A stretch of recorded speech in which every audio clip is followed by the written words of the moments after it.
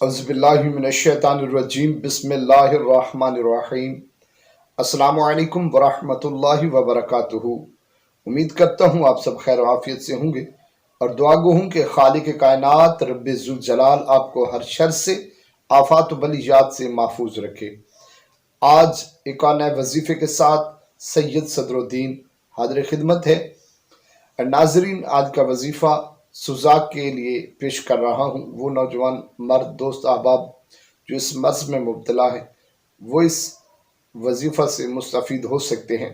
नाजरीन, सुजाक एक इंतहाई ख़तरनाक बीमारी है जो मुकम्मल मर्द को नामर्द बना देती है।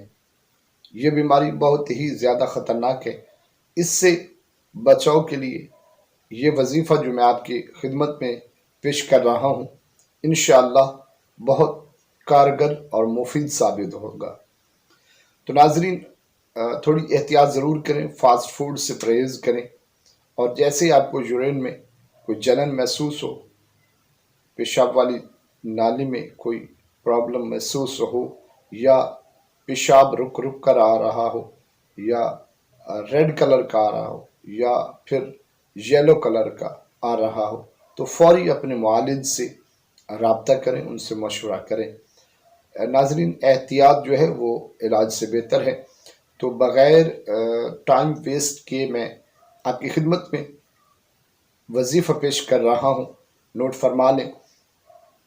नमाज फजर के बाद आपने अस्माए बारी ताला या शाफियो 391 मरतबा या वदूदो 41 मरतबा या मानियो 91 मरतबा आपने इसको पढ़ना है। और इसके साथ साथ कुरान करीम की छोटी सी आयत बिस्मिल्लाहिर्रहमानिर्रहीम व इज़ा मरिदतु फहुवा यशफीन, इसको आपने 41 मरतबा पढ़ना है। अव्वल और आखिर में 3 बार दुरूद शरीफ जो आपको याद हो वो आप पढ़ लें।